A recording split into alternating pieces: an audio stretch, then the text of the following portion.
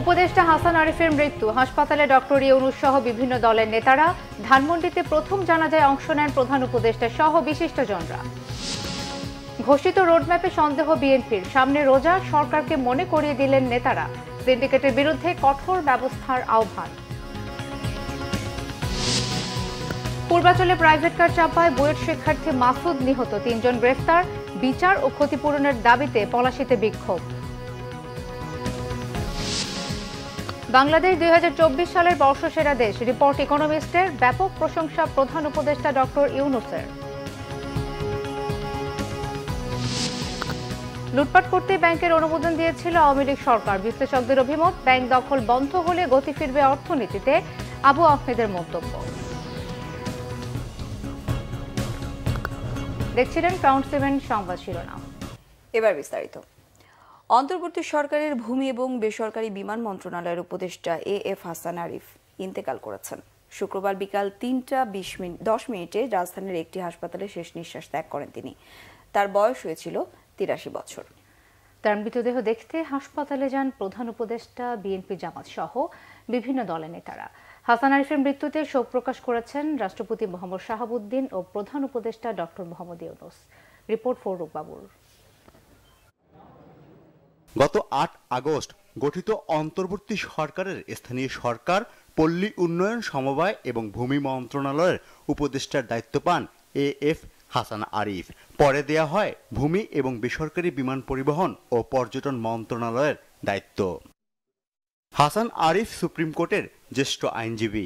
উপদেষ্টা হিসেবে দায়িত্ব পাওয়ার পরে বিভিন্ন ইস্যুতে গঠনমূলক সমাধানের বার্তা দিয়েছেন। সেই সাথে ভারতের আগ্রাসনের বিরুদ্ধেও গর্জে ওঠে তার কণ্ঠ। হাসান আরিফের মৃতদেহ দেখতে হাসপাতালে ছুটে যান প্রধান উপদেষ্টা ডক্টর মোহাম্মদ ইউনূস। পরিবারের প্রতি সমবেদনা জানান তিনি। সংস্কার কাজে একজন দক্ষ দেশপ্রেমিককে হারালেন বলে জানিয়েছেন শোকাহত সহকর্মীরা। উপদেষ্টা পরিষদের সদস্য হিসাবে আমাদের সবচেয়ে অ্যাক্টিভ, সবচেয়ে উদ্যোগী উপদেষ্টাদের একজন ছিলেন। আইন অঙ্গনে এমন সজ্জন, বিদ্বান, ভদ্র, প্রাজ্ঞ একজন আইনজীবী খুঁজে পাওয়া আসলেই দুষ্কর। একটা হাসান আরিফ স্যারের মৃত্যু মানে হচ্ছে আইনজীবী হিসেবে একজন প্রতিষ্ঠান চলে যাওয়া। উনি প্রত্যেকটা ডিবেটে খুবই পার্টিসিপেট করতেন, প্রত্যেক বিষয়ে ওনার সুচিন্তিত মতামত উনি দিতেন। উনি was a rock in the cabinet, আমি বলবো। দলমতের ঊর্ধ্বে থাকা হাসান আরিফের মৃত্যুর খবরের পরপরই সেখানে ছুটে যান বিএনপি সহ বিভিন্ন দলের নেতারা। তিনি একজন বিশিষ্ট গণতন্ত্রে বিশ্বাসী মানুষ ছিলেন এবং এখন যে ট্রানজিশনের যে পিরিয়ডটা, এই গণতন্ত্র উত্তরণের যে পথ, যে কাজ শুরু হয়েছে, এই সময়ে তার খুব বেশি প্রয়োজন ছিল বলে আমরা মনে করি। হৃদরোগে ভুগছিলেন হাসান আরিফ। তার দীর্ঘদিনের কর্মস্থল হাইকোর্টে শনিবার সকাল 11টায় হবে দ্বিতীয় জানাজা। বাদ আসর দাফন করা হবে মিরপুর বুদ্ধিজীবী কবরস্থানে। দক্ষ এই আইনজীবী রাষ্ট্রকে এগিয়ে নিতে বিভিন্ন সরকারের আমলে পেয়েছেন গুরুত্বপূর্ণ দায়িত্ব। হাসান আরিফ 2001 থেকে 2005 সাল পর্যন্ত অ্যাটর্নি জেনারেলের দায়িত্ব পালন করেন। 2008 সালের তত্ত্বাবধায়ক সরকারের আইন, বিচার ও সংসদ বিষয়ক মন্ত্রণালয়, ভূমি এবং ধর্ম বিষয়ক মন্ত্রণালয়ের উপদেষ্টাও ছিলেন। 1941 সালের 10 জুলাই হাসান আরিফের জন্ম কলকাতায়। সেখানেই স্কুল, কলেজ ও বিশ্ববিদ্যালয়ে পড়াশোনা। 1967 সালে কলকাতা হাইকোর্টে আইনজীবী হিসেবে শুরু হয় তার কর্মজীবন। এরপর ঢাকায়। ফররুখ বাবু, বাংলা ভিশন, ঢাকা। এদিকে উপদেষ্টা হাসান আরিফের প্রথম নামাজি জানাজা ধানমন্ডিতে সম্পন্ন হয়েছে। বাদ এশায় রাজধানীর ধানমন্ডি 7 নম্বর বায়তুল আমান জামে মসজিদে প্রথম নামাজি জানাজা অনুষ্ঠিত হয়। অন্তর্বর্তী সরকারের প্রধান উপদেষ্টা ডক্টর মোহাম্মদ ইউনূস সহ উপদেষ্টা পরিষদের সদস্যরা জানাজায় অংশ নেন। শনিবার সকাল 11টায় হাইকোর্ট প্রাঙ্গণে দ্বিতীয় নামাজি জানাজা অনুষ্ঠিত হবে। উপদেষ্টা হাসান আরিফের মেয়ে বিদেশ থেকে দেশে ফেরার পর দাফনের বিষয়ে সিদ্ধান্ত নেওয়া হবে। জানাজা শেষে সাংবাদিকদের সাথে কথা বলেন নৌ পরিবহন উপদেষ্টা অবসরপ্রাপ্ত brigadier general M Shakhawat Hossain. কিন্তু ফ্যামিলি সম্পূর্ণ পারিবারিক বিষয়। এখন আর মেয়ে আসবেন, মেয়ে বিদেশে থাকেন, সেখান থেকে আস্তে আস্তে উনি বলে 22 তারিখ সকালে আসছেন। সকালে আসলে সেখানে ওনার দাফন হবে বুদ্ধিজীবী কবরস্থানে, যতটুকু এই পর্যন্ত আমরা খবর পেয়েছি। কালকে একটা জানাজা হবে, যেটা হাইকোর্টে, কারণ উনি দীর্ঘদিন ওখানে প্র্যাকটিস করেছেন অ্যাজ এ লয়ার, অত্যন্ত সফল লয়ার ছিলেন। বিএনপি চেয়ারপারসনের উপদেষ্টা আব্দুস সালাম বলেছেন, বিএনপি ক্ষমতায় বিশ্বাস করে না, ক্ষমতার ভাগাভাগিতেও বিশ্বাস করে না। বিএনপি চায় জনগণের ক্ষমতা জনগণের হাতে ফিরিয়ে দিতে, আর সামনে রোজার কথা স্মরণ করিয়ে দিয়ে দেশের মানুষের কথা ভাবতে এবং সিন্ডিকেটের বিরুদ্ধে কঠোর হতে সরকারের প্রতি আহ্বান জানিয়েছেন আরেক উপদেষ্টা জয়নুল আবদিন ফারুক। আহমেদ সরওয়ারের রিপোর্ট।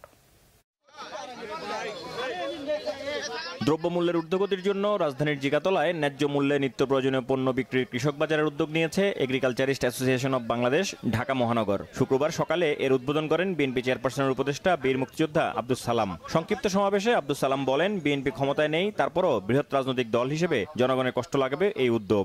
একটা উপদেষ্টা আছে ফুস করে কয়ে ফেলায় যে বিএনপি নাকি ক্ষমতার জন্য নির্বাচনের জন্য বাড়াবাড়ি করতেছে। আরে বাবা, রাজনীতিবিদরা তো নির্বাচনের কথাই বলবে, কিন্তু বিএনপি ক্ষমতায় বিশ্বাস করে না, চাই জনগণের ক্ষমতা জনগণের হাতে ফিরিয়ে দিতে, আর জনগণের ভোটে নির্বাচিত হয়ে ক্ষমতায় যাইতে, এটাই বিএনপি বিশ্বাস করে। এদিকে জাতীয় প্রেস ক্লাবে নির্বাচনী রোডম্যাপ ও জন আকাঙ্ক্ষা শীর্ষক আলোচনায় সাবেক বিরোধী দলীয় চিফ হুইপ এবং বিএনপি চেয়ারপারসনের উপদেষ্টা জয়নুল আবদিন ফারুক বলেন, সংস্কারের নামে নির্বাচিত প্রতিনিধির হাতে ক্ষমতা হস্তান্তরে বিলম্ব জনগণ মেনে নেবে না। বাজার সিন্ডিকেটের বিরুদ্ধে ব্যবস্থা নেবার আহ্বানও জানান তিনি। সরকারকে অনুরোধ করব, ওদের কথা কান না দিয়ে দেশের মানুষের কথা চিন্তা করো। আগামী মার্চ মাসের 1 তারিখে রোজা আসতেছে, এই রোজায় যেন আওয়ামী লীগের প্রেতাত্মারা আবার সিন্ডিকেট তৈরি করতে না পারে। মানুষের প্রতি খেয়াল রাখে, আর একটা নির্বাচন যত সম্ভব তারিখটা ঘোষণা করে দেন, তাহলে মানুষের মনে স্বস্তি আসবে, মানুষের মনে ভরসা আসবে। জয়নুল আবদিন ফারুক বলেন, ওবায়দুল কাদেরের পালানোর বিষয়টি স্বরাষ্ট্র মন্ত্রণালয় জানে না, এমন কথা গ্রহণযোগ্য নয়। আহমেদ সরওয়ার, বাংলা ভিশন, ঢাকা। এদিকে বিএনপির সিনিয়র যুগ্ম মহাসচিব রুহুল কবির রিজভী বলেছেন, অন্তর্বর্তীকালীন সরকারের নির্বাচনী রোডম্যাপ সন্দেহজনক, এটি জনমনে প্রশ্ন তৈরি করেছে।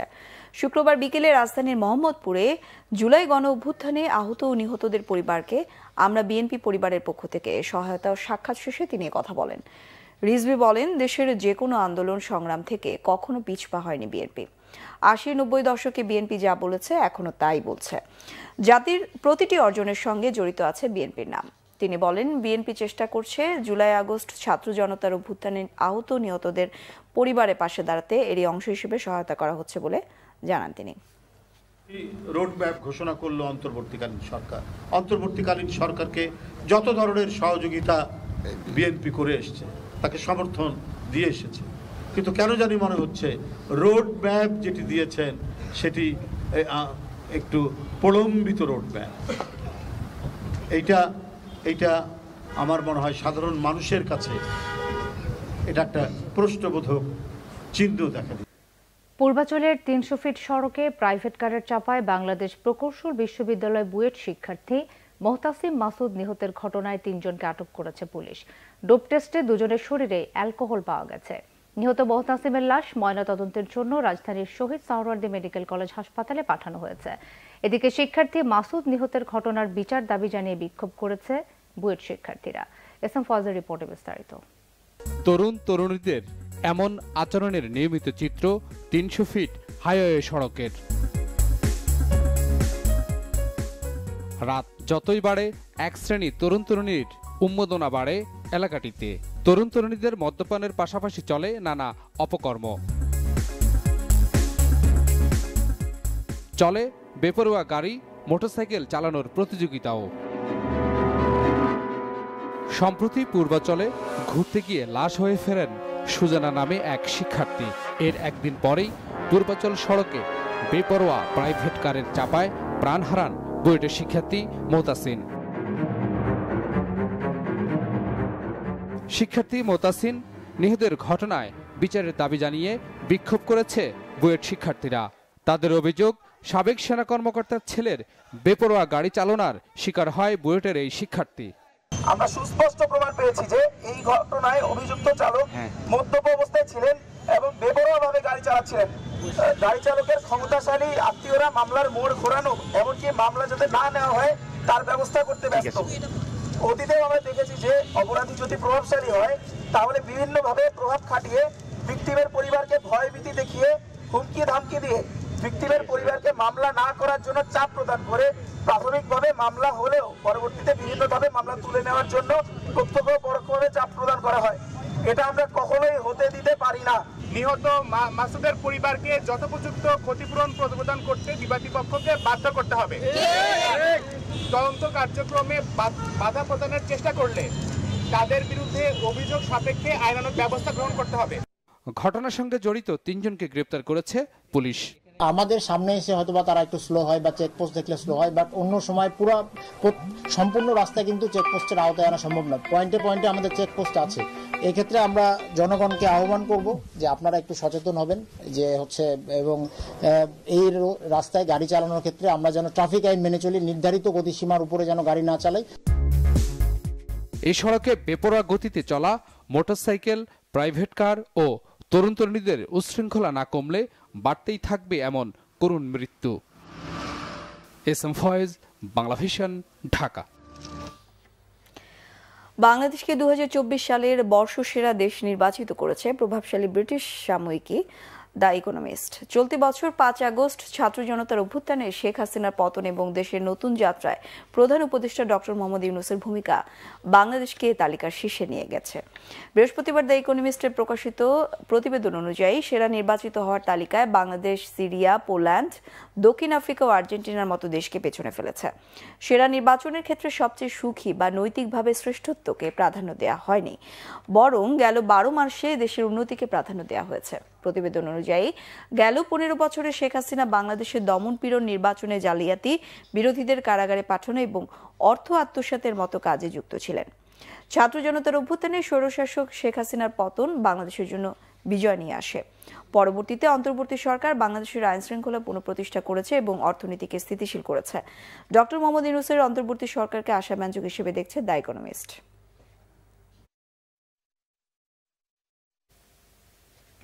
আওয়ামী লীগ সরকারের আমলে অনুমোদন পাওয়া তৃতীয় ও চতুর্থ প্রজন্মের ব্যাংকগুলো ব্যাংকিং খাতের জন্য বিস্ফোরা হয়ে উঠেছে। বিশ্লেষকরা বলছেন এই ব্যাংকগুলোকে অনুমোদন দেওয়া হয়েছিল অর্থ লুটপাট ও পাচারের জন্যই। গোলাম মঈনুল আহসানের প্রতিবেদন। 1980 সালে প্রয়াত হোসেন মোহাম্মদ এরশাদ ক্ষমতায় এসে 10 বছরের শাসন আমলে লাইসেন্স দেয় 8টি ব্যাংকে। সেগুলোকে বলা হয় প্রথম প্রজন্মের। 1991 সালে বিএনপি ক্ষমতায় এসে তাদের মেয়াদে লাইসেন্স দেয় 60টি ব্যাংকে। আর 1996 সালে শেখ হাসিনা সরকার প্রথমবার ক্ষমতায় এসে দেয় 13টি ব্যাংকের লাইসেন্স। 1991 থেকে 2001 সালের মধ্যে বিএনপি ও আওয়ামী লীগ আমলে অনুমোদন পাওয়া 20 ব্যাংক দ্বিতীয় প্রজন্মের। 106টি আবেদন থাকলেও 2001 সালে বিএনপি আবারও ক্ষমতায় এসে নতুন করে কোনো ব্যাংকের লাইসেন্স দেয়নি। তবে 2009 সালে আওয়ামী লীগ ক্ষমতায় এসে তাদের মেয়াদে কেবল রাজনৈতিক বিবেচনায় তৃতীয় প্রজন্মের 9টি ব্যাংকের লাইসেন্স দেয়। এটি শেষ নয়, 2016 থেকে 2001 সালের মধ্যে চতুর্থ প্রজন্মের আরও 4 ব্যাংকের লাইসেন্স দেয়। যদিও কার্যক্রমে আসার মাত্র কয়েক বছরের মাথায় বিপুল অঙ্কের খেলাপি ঋণের কবলে পড়ে তৃতীয় ও চতুর্থ প্রজন্মের ব্যাংকগুলো। থার্ড জেনারেশন এবং ফোর্থ জেনারেশনের যে ব্যাংকগুলো, সেগুলোকে করা হয়েছিল রাজনৈতিক বিবেচনা দেওয়া হয়েছে। আমাদের অর্থনীতিতে কতগুলো ব্যাংক দরকার আছে এবং সেগুলো কিভাবে ফাংশন করবে সেগুলো চিন্তা না করে দেওয়া হয়েছে। যেহেতু রাজনৈতিক বিবেচনা দেওয়া হয়েছে, কাজে এই ব্যাংকগুলোতে সুশাসনের যথেষ্ট অভাব ছিল। লোন অ্যাপ্রুভাল থেকে আরম্ভ করে কাদেরকে লোন দেওয়া হচ্ছে, সেখানে নিয়মের ব্যত্যয় করা হচ্ছে কিনা, এই জিনিসগুলোকে কোনো সময় কিন্তু আইনগত ব্যবস্থার মধ্যে আনা হয় না। আর 5টা ব্যবসা প্রতিষ্ঠানের মতো ব্যাংককে আপনি ভাবলে হবে না, কারণ অন্য একটা ব্যবসা প্রতিষ্ঠানের ভিতরে প্রতিযোগিতা এসে সেই প্রতিযোগিতায় যদি টিকতে না পারে সেই ব্যবসা প্রতিষ্ঠান হয়তো বন্ধ হয়ে যাবে।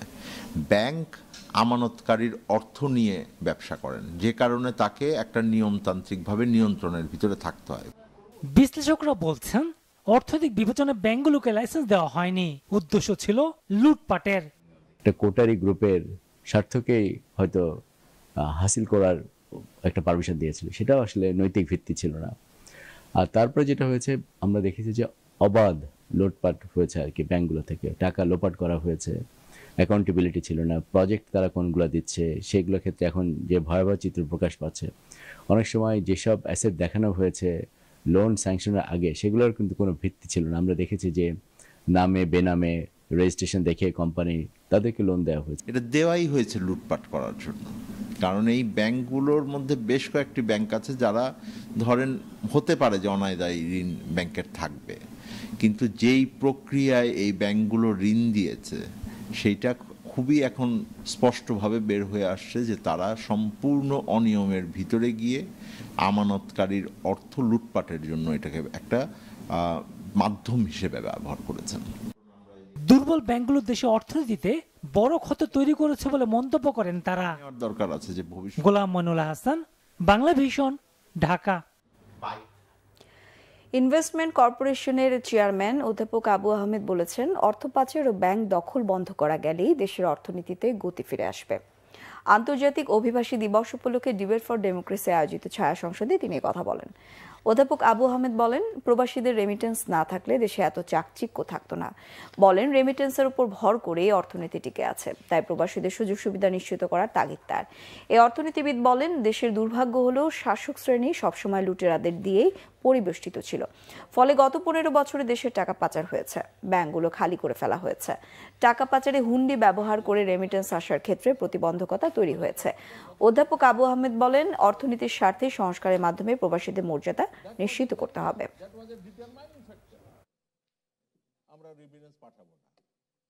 আমাদের দেশ থেকে যদি অর্থ পাচারটা আমরা কমিয়ে রাখতে পারি, সুন্দর কথা আমি বলবো না, অনেক কমিয়ে রাখতে পারি, বা এই যে ঘুষ খাওয়া লুটেরা দল সৃষ্টি থেকে আমরা বিরত থাকতে পারি, ব্যাংক ডাকাতি থেকে যদি আমরা এই যে যারা করতো তাদের মতো কোনো যদি গোষ্ঠী আবার যদি আমরা এখানে দেখতে চাই না, তাহলে কিন্তু অর্থ পাচার তেমন হবে না।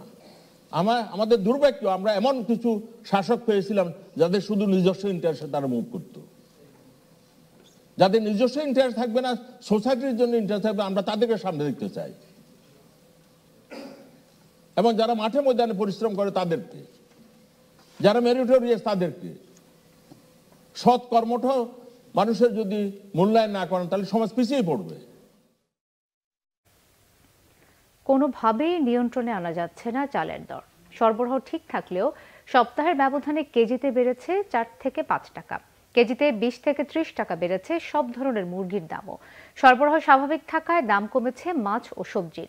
আলুও দাম কমে বিক্রি হচ্ছে 50 টাকায়। ভোজ্য তেলের দাম বাড়ার পরে কিছুটা বেড়েছে সরবরাহ। বিস্তারিত মামুন আব্দুল্লাহ রিপোর্টে। ভরা আমনের মৌসুম, তবুও চালের দাম নিয়ন্ত্রণে নেই। সাপ্লাই চেনেও নেই কোনো ঘাটতি। গেল কয়েক সপ্তাহ ধরেই ক্রেতাদের মিনিকেট ও আটাশ চাল কিনতে বাড়তি গুনতে হচ্ছে 4-5 টাকা। তবে বৈশাখে নতুন চাল বাজারে আসলে দাম কমার আভাস দিলেন বিক্রেতারা। মিনিকেটের দাম একটু বাড়তে, কারণ মিনিকেটের সিজন শেষ, বৈশাখে নতুন আসবে মিনিকেট, সেটা কেজিতে 4 টাকা 5 টাকা এরকম বৃদ্ধি পেয়েছে। চাল পাওয়া যাচ্ছে, আপনি যত চাল ততই পাইবেন। বাজার বাড়তি কেন আমরা টাকা পয়সা বলতে পারি না। অনেকদিন স্থিতিশীল থাকার পর হঠাৎ অস্থির মুরগির বাজার। ব্রয়লার ও সোনালী মুরগি কিনতে গুনতে হচ্ছে অতিরিক্ত 20 থেকে 30 টাকা। বিক্রেতাদের অজুহাত সরবরাহ ঘাটতি। ব্রয়লারটা বিক্রি করছে 180-85, এই সপ্তাহ চলা লাগছে 200। আর সোনালিটা গত সপ্তাহ বিক্রি করছি আমরা 310-20, এই সপ্তাহ চলে 340 টাকা। আমরা যারা ফিক্সড ইনকামের লোক বা অল্প আয়ের লোক, তাদের নার্ভিসটা উঠে যাচ্ছে। কমেছে বেশিরভাগ সবজির দর। নতুন করে কেজিতে কমেছে 10 থেকে 15 টাকা করে। বাজারে সরবরাহ বেড়েছে নতুন আলুরও। এই সপ্তাহে আলু হয়েছে আপনার 50 টাকা, টমেটো 80 টাকা, 100 টাকার বিক্রি, সিম 30 টাকা, মরিচ 60 টাকা। সব সবজির দামই কমছে। একটাই 100 টাকা করে এখন জোড়া 60 টাকা চাচ্ছে। খাল বিলের পানি শুকাতে শুরু করায় বাজারে দেখা মিলছে দেশি মাছের। কই, গজার, শিং মাছের পসরা সাজিয়েছেন ক্রেতারা। বলছেন এসব মাছের দাম কেজিতে কমেছে 1.5 থেকে 200 টাকা। তবে ক্রেতারা তা মানতে নারাজ। শীতের সিজনে শিং মাছ, মাগুর মাছ, কই মাছ, শোল মাছ এটি সবসময় দাম কম থাকে। এই যে শোল মাছ, এই যে 1 কেজি 200-300 গ্রাম 1000 টাকা কেজি। পচা মাছা, পোনা, ওই যে বিভিন্ন লেগের থাকে ছোট দেশের পোনা মাছটা আছে, ওইসব চাষের মাছ, ওইটার দাম একটু কমছে, তাছাড়া কোনো মাছ কমেনি। দাম বাড়ার পর সরবরাহ বেড়েছে ভোজ্য তেলের। এদিকে পলিথিনের ব্যবহার কমাতে বাজারে অভিযান অব্যাহত চালিয়ে যাচ্ছে সরকারের সংশ্লিষ্ট সংস্থাগুলো। মামুন আব্দুল্লাহ, বাংলা ভিশন, ঢাকা। দেশকে পরিকল্পিতভাবে অশান্ত করার ষড়যন্ত্রের অংশ হিসেবে বিশ্ব ইজতেমার মাঠে তাবলিগ জামায়াতের 4 কর্মীকে হত্যা করা হয়েছে। অভিযোগ হেফাজতে ইসলামের নেতাদের। শুক্রবার নগরীর আন্দরকিল্লা শাহী জামে মসজিদ প্রাঙ্গণে জুমার নামাজের পর বিক্ষোভ সমাবেশে অভিযোগ করেন হেফাজত নেতারা। অবিলম্বে ঘটনার সঙ্গে জড়িতদের গ্রেফতার ও দৃষ্টান্তমূলক শাস্তির দাবি জানান তারা। বিক্ষোভ সমাবেশে হেফাজতে ইসলামের কেন্দ্রীয় নায়েবে আমির মুফতি মাওলানা মোহাম্মদ জসিমউদ্দিন, মাওলানা লোকমান হাকিম, যুগ্ম মহাসচিব নাসির উদ্দিন মুনিরি, মীর ইদ্রিস ও মোহাম্মদ তাজুল ইসলাম বক্তব্য রাখেন। হেফাজতের নেতারা বলেন, মুসলিমদের মধ্যে বিভক্তি তৈরি করতে 2017 সালে ফ্যাসিস্ট হাসিনা সরকার বিশ্ব ইজতেমায় বিভক্তি তৈরি করে। এর ধারাবাহিকতায় হাসিনার পতনের পর দিল্লি থেকে পরিচালিত ষড়যন্ত্রের অংশ হিসেবে ঘুমন্ত 4 জনকে হত্যা করা হয়েছে। জামাতের আমির ডাক্তার শফিকুর রহমান বলেছেন, গত 53 বছরে জামাতের 2 জন মন্ত্রী ছিল যাদের বিরুদ্ধে অণুবীক্ষণ যন্ত্র ও মাইক্রোস্কোপ দিয়েও কেউ কোনো দুর্নীতি প্রমাণ করতে পারেনি। সকালে ঢাকা জেলার উদ্যোগে দক্ষিণ কেরানীগঞ্জে জামাতের কর্মী সম্মেলনে তিনি এসব কথা বলেন। আমির বলেন, ক্ষমতার জন্য অস্থির নন জামাত। সংস্কারের পর নির্বাচন হবে, তবে সংস্কারের জন্য অন্তর্বর্তী সরকারকে বেশি সময় ব্যয় করতে নিষেধ করেন শফিকুর রহমান। সম্মেলনে বিশেষ অতিথি হিসেবে বক্তব্য রাখেন বাংলাদেশ জামাত ইসলামের কেন্দ্রীয় নির্বাহী পরিষদের সদস্য সাইফুল আলম খান মিলন সহ অন্যরা।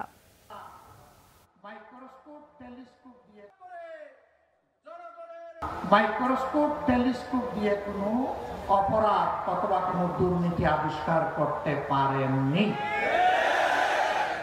এই 2 জনের 4 হাতের 20 আঙ্গুল ছিল পরিচ্ছন্ন, স্বচ্ছ, জর্জর। আমাদের ভিতরে অস্থিরতা নাই যে আজকেই নির্বাচন করে গদিতে বসতে হবে, কারণ এই গদি আল্লাহ যদি আমাদেরকে দান করেন, এটা আমাদের জন্য বিরাট এক পরীক্ষা হয়ে বোঝা হিসাবে আমাদের ঘাড়ে আসে। সুতরাং গদি কোনো সুখের জিনিস নয়, গদি আল্লাহর পক্ষ থেকে আমানতের বিষয়। জুলাই শহীদ স্মৃতি ফাউন্ডেশনের সাধারণ সম্পাদক সার্জিস আলম বলেছেন, ছাত্র জনতার আন্দোলনে গণহত্যাকারী শেখ হাসিনা ও তার দোসরদের বিচার করতে না পারলে সেটা হবে অন্তর্বর্তী সরকারের ব্যর্থতার সবচেয়ে বড় প্যারামিটার। সকালে খুলনা জেলা শিল্পকলা একাডেমি অডিটোরিয়ামে জুলাই শহীদ স্মৃতি ফাউন্ডেশনের অনুষ্ঠানে তিনি কথা বলেন। খুলনা বিভাগের জুলাই আগস্ট আন্দোলনে শহীদ পরিবারের 58 সদস্যকে আর্থিক অনুদান দেওয়া হয়। সার্জিস আলম আরও বলেন, খুনি শেখ হাসিনা, সন্ত্রাসী ছাত্রলীগ ও যুবলীগের বিচার এদেশের মাটিতেই করতে হবে। অনুষ্ঠানে বক্তব্য রাখেন খুলনা বিভাগীয় কমিশনার মোহাম্মদ ফিরোজ সরকার, কেএমপি কমিশনার জুলফিকার আলী হায়দার, বৈষম্য বিরোধী ছাত্র আন্দোলনের কেন্দ্রীয় সমন্বয়ক তারিকুল ইসলাম ও আশরেফা খাতুন। এটা আমাদের সবচেয়ে বড় দায় এবং সবচেয়ে বড় দায়বদ্ধতা যে আমার প্রত্যেক শহীদ ভাইয়ের যে হত্যা, এই হত্যার বিচার করা, খুনি হাসিনার বিচার করা, আওয়ামী লীগ, ছাত্রলীগ, যুবলীগের যে সন্ত্রাসীরা এই হত্যাযজ্ঞের সাথে সরাসরি জড়িত, যারা অবৈধ অস্ত্র নিয়ে খুনি হাসিনার সাপ্লাই করা অবৈধ অস্ত্রগুলো দিয়ে আমার ভাই বোনদেরকে হত্যা করেছে, তাদের বিচার করা, এই প্ল্যাটফর্মগুলোর এই অন্তর্বর্তীকালীন যে সরকার, তাদের সবচেয়ে বড় দায়।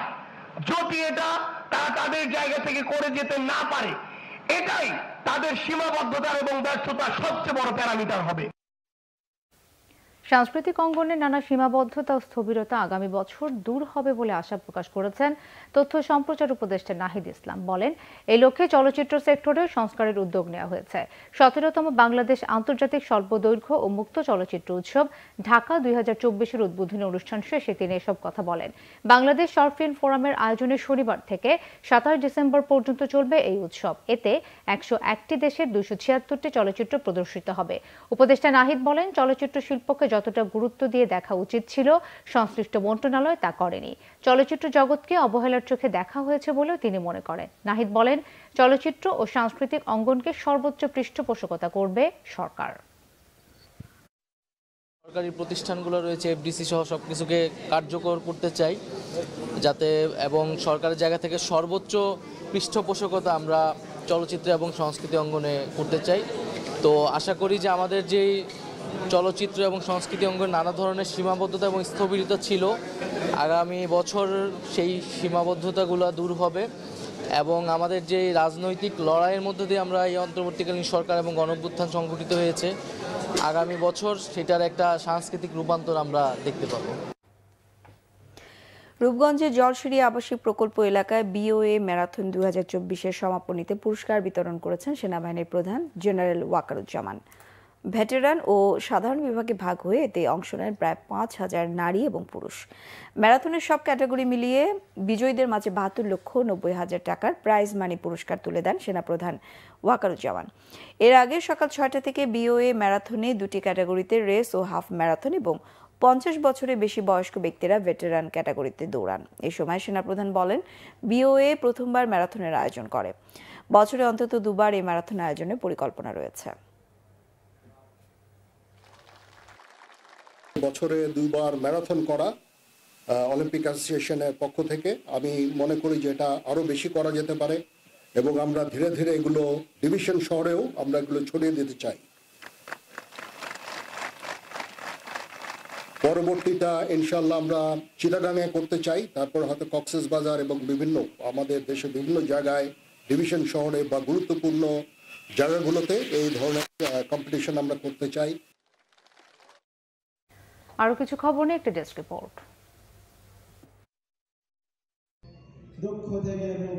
বিএনপির কেন্দ্রীয় কমিটির ভারপ্রাপ্ত সাংগঠনিক সম্পাদক অনিন্দ ইসলাম অমিত বলেছেন, দলের তৃণমূলে কোনো গ্রুপিং নেই। জানান, ভবিষ্যতে প্রতিটি ইউনিটের কমিটি গঠন হবে কাউন্সিল প্রক্রিয়ায়, সেখানে তারুণ্যকে গুরুত্ব দেওয়া হবে। বিকালে বাগেরহাট শহরের পুরাতন বার লাইব্রেরি অডিটোরিয়ামে জেলা বিএনপির সাংগঠনিক সভায় প্রধান অতিথির বক্তব্যে তিনি এসব কথা বলেন। এতে সভাপতিত্ব করেন জেলা বিএনপির আহ্বায়ক এটিএম আকরাম হোসেন তালিম। বিপ্লবী ওয়ার্কার্স পার্টির সাধারণ সম্পাদক সাইফুল হক বলেছেন, কারো কোনো হঠকারিতায় 24-এর গণ অভ্যুত্থানের বিজয় নষ্ট করা যাবে না। ছাত্র শ্রমিক জনতার গণ অভ্যুত্থানের গণতান্ত্রিক আকাঙ্ক্ষা বাস্তবায়নের দাবি জানান তিনি। বিকালে রাজধানীর সেগুনবাগিচায় বিপ্লবী যুব সংহতি ঢাকা মহানগরের প্রতিনিধি সভায় তিনি এ দাবি জানান। বক্তব্য রাখেন বিপ্লবী যুব সংহতির আহ্বায়ক বাবর চৌধুরী ও সদস্য সচিব মীর রেজাউল আলম। সভাপতিত্ব করেন বিপ্লবী যুব সংহতির নেতা জামিরুল রহমান ডালিম। স্মার্ট বাংলাদেশ বিনির্মাণে স্মার্ট তথ্য প্রযুক্তি ও স্মার্ট পাওয়ার সিস্টেম তৈরিতে বাংলাদেশি প্রযুক্তিবিদদের গবেষণাকে আরও সমৃদ্ধ করতে হবে। নতুন নতুন প্রযুক্তি উদ্ভাবন করতে হবে। কক্সবাজারে IEEE বাংলাদেশ সেকশনের উদ্যোগে 27তম ইন্টারন্যাশনাল কনফারেন্সে বক্তারা একথা বলেন। কক্সবাজারের একটি হোটেলে 3 দিনের এই সম্মেলন উদ্বোধন করেন IEEE এর গ্লোবাল প্রেসিডেন্ট টম কফলিন। বিশেষ অতিথি ছিলেন Asia Pacific region director Takako Hashimoto এবং গেস্ট অফ অনার ছিলেন এশিয়া প্যাসিফিক রিজিয়নের ডিরেক্টর সামির SM। আইসিটি খাতের উন্নয়ন এবং এ খাতে অবদান রাখা অগ্রগামীদের স্বীকৃতি দিতে নবমবারের মতো আইসিটি পুরস্কার প্রদান অনুষ্ঠান করেছে ব্র্যাক ব্যাংক এবং দ্য ডেইলি স্টার। ঢাকার একটি অভিজাত হোটেলে অনুষ্ঠানে প্রধান অতিথি ছিলেন প্রধান উপদেষ্টার আন্তর্জাতিক বিষয় সংক্রান্ত বিশেষ দূত লুৎফে সিদ্দিকী। উপস্থিত ছিলেন ব্র্যাক ব্যাংক PLCর ব্যবস্থাপনা পরিচালক ও CEO সেলিম আরেফ হোসেন এবং ডেইলি স্টারের সম্পাদক ও প্রকাশক মাহফুজ আনাম।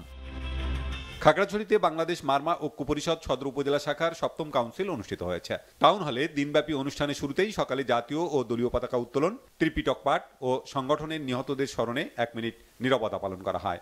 অনুষ্ঠানে প্রধান অতিথি ছিলেন বাংলাদেশ মারমা ঐক্য পরিষদের প্রতিষ্ঠাতা সভাপতি মিরাজহাত হোয়াই মারমা। রাজধানীর সেন্টার পয়েন্ট উত্তরায় প্রথমবারের মতো যাত্রা শুরু করলো অনন্য হ্যারি পটার থিমযুক্ত মিনিসো স্টোর। জাদুকরী নতুন এই রাজ্যের উদ্বোধন করেন মিনিসো বাংলাদেশের পরিচালক ও ইভিন্স গ্রুপের পরিচালক শাহ রাইদ চৌধুরী। এ সময় মিনিসো বাংলাদেশের পরিচালক এমআর খান শাহিন ও ফ্রান্সাইজি কামাল হোসেন উপস্থিত ছিলেন। উদ্বোধনের প্রথম দিনেই মিনিসোতে ভিড় করেন বিভিন্ন শ্রেণী পেশার মানুষ। হ্যারি পটার থিমের জাদুকরী এই রাজ্যে অংশগ্রহণকারীদের জন্য ছিল পোশাক প্রতিযোগিতা, মাস্ক সহ ছবি তোলার সুযোগ, সুস্বাদু মিষ্টান্ন এবং বিশেষ উপহার সহ বিভিন্ন আয়োজন। অনুষ্ঠানে আসা সকলেই ইউনাইটেড গ্রুপের শপিং মলে সেন্টার পয়েন্টের এই আয়োজন বেশ উপভোগ করেন। আবারও শুরু হয়েছে Beckman biscuit festival. Dhanmondi Rabindra সরোবরে বেকম্যান এর 8ম আসর চলবে 21 ডিসেম্বর পর্যন্ত। সবার জন্য উন্মুক্ত থাকবে সকাল 10টা থেকে রাত 9টা পর্যন্ত। আয়োজন সম্পর্কে আকিজ বেকার্স লিমিটেডের ব্যবস্থাপনা পরিচালক শেখ জামিল উদ্দিন বলেন, ঘরের বাইরে নিরাপদে পরিবারের সাথে একটি বিনোদনমূলক দিন কাটানোর জন্যই এই প্রচেষ্টা। আয়োজনে থাকবে নানান রকম অ্যাক্টিভিটি যা দর্শনার্থীদের উপহার দেবে অসাধারণ সব মুহূর্ত। Bangla vision news desk. 3টে স্টেডিয়াম প্রিমিয়ার ফুটবল লিগ খেলার উপযুক্ত নয়, অভিযোগ বাফুফের সভাপতি তাবিথ আউয়ালের। হামজা চৌধুরীকে দেখে আরও বেশি প্রবাসী ফুটবলার বাংলাদেশের হয়ে খেলতে আগ্রহী হবে, আশা বাফুফে সভাপতির। মনির হোসেন খানের রিপোর্ট। শেষ হতে চলেছে অপেক্ষার প্রহর। বাংলাদেশের জার্সি গায়ে চাপাতে আর কোনো বাধা নেই হামজা চৌধুরীর। সুইডেন প্রবাসী জামাল ভুইয়া বিদেশের লিগ খেলে বাংলাদেশের প্রতিনিধিত্ব করায় পথিকৃৎ। তার পথ ধরে জাতীয় দলে খেলছেন তারিক কাজীও। তবে হামজা চৌধুরীর জন্য এদেশের দর্শকদের আগ্রহ ছিল মাত্রা ছাড়া। বিশ্বসেরা ইংলিশ প্রিমিয়ার লিগে খেলা হামজার মানের ফুটবলার শুধু বাংলাদেশি নয়, উপমহাদেশেই নেই। বাফুফে সভাপতির আশা হামজা পথ দেখাবেন আরও প্রবাসী ফুটবলারদের। আমাদের কিছু লেস নোন লিগের প্লেয়াররা খেলেছিলেন, তাদেরকে দেখা দেখে কিন্তু এখন আমরা উপরে উঠতে উঠতে হামজা চৌধুরী পর্যন্ত পৌঁছে গেছি।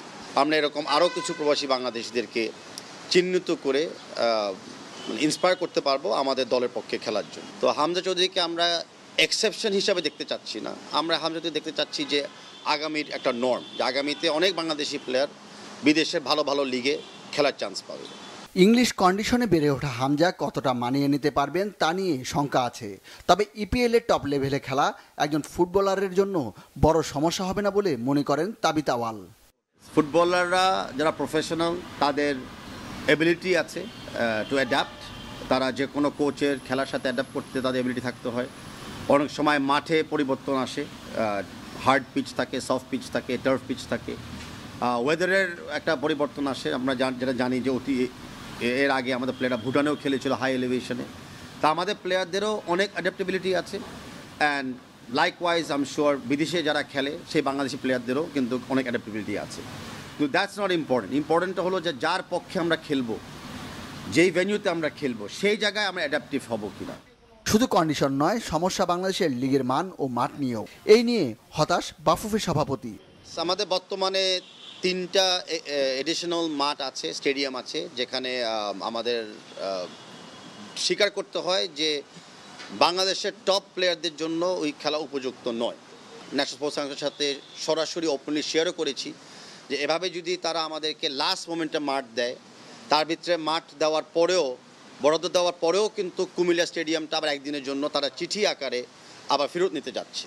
এখন মাঠ মেরামত করা, মাঠ মেরামত রাখা, মাঠ কোয়ালিটি বজায় রাখা হলো বাংলাদেশ ফেডারেশনের দায়িত্ব ফর শিওর। কিন্তু মাঠ নষ্ট করার অধিকার তো অন্য কাউকে দেওয়া যায় না। আর আমরা খালি মাঠ নিয়ে চিন্তিত না, আমরা আবারও বলছি, আমরা বড় ফুটবল ফ্যানদেরকে নিয়ে আমরা চিন্তিত। তাই খালি মাঠ ঠিক করা আমাদের মূল দায়িত্ব হবে না, আমাদের মূল দায়িত্ব সাথে সাথে থাকবে স্ট্যান্ডগুলোকে ঠিক করা, যেন দর্শকরা যায় খেলাটা দেখতে পারে, একটা ভালো পরিবেশ পায়। ক্রিকেটারদের মতো ফুটবলারদের ব্র্যান্ডিং করতে কাজ করছে বাফুফের মার্কেটিং টিম। এশিয়ান কাপের বাছাইয়ে পরাজয়ের ব্যবধান কমানোর চিন্তা না করে জয়ের আশা ফেডারেশনের। মনির হোসেন খান, বাংলা ভিশন, ঢাকা। সংবাদ শেষ করার আগে ক্রাউন সিমের সংবাদ শিরোনামগুলো আরো একবার। উপদেষ্টা হাসান আরিফের মৃত্যু, হাসপাতালে ডক্টর ইউনুস সহ বিভিন্ন দলের নেতারা, ধানমন্ডিতে প্রথম জানাজায় অংশ নেন প্রধান উপদেষ্টা সহ বিশিষ্টজনেরা। ঘোষিত রোডম্যাপে সন্দেহ বিএনপির, সামনে রোজা, সরকারকে মনে করিয়ে দিলেন নেতারা। সিন্ডিকেটের বিরুদ্ধে কঠোর ব্যবস্থার আহ্বান। পূর্বাঞ্চলে প্রাইভেট কার চাপায় বুয়েট শিক্ষার্থী মাসুদ নিহত, 3 জন গ্রেফতার, বিচার ও ক্ষতিপূরণের দাবিতে পলাশীতে বিক্ষোভ। বাংলাদেশ 2024 সালের বর্ষসেরা দেশ, রিপোর্ট ইকোনমিস্টের, ব্যাপক প্রশংসা প্রধান উপদেষ্টা ডক্টর ইউনূসের। লুটপাট করতে ব্যাংকের অনুমোদন দিয়েছিল আওয়ামী লীগ সরকার, বিশ্লেষকদের অভিমত। ব্যাংক দখল বন্ধ হলে গতি ফিরবে অর্থনীতিতে, আবু আহমেদের মন্তব্য। এই ছিল এখনকার মতো, পরের সংবাদ রাত 1টায় দেখার আমন্ত্রণ রইল। এছাড়া বাংলা ভিশন সংবাদ ও সংবাদ সংশ্লিষ্ট অনুষ্ঠান দেখতে ভিজিট করুন www.bvnews24.com ও facebook.com/banglavisionnews এবং সাবস্ক্রাইব করুন youtube.com/banglavisionnews। ধন্যবাদ, শুভরাত্রি।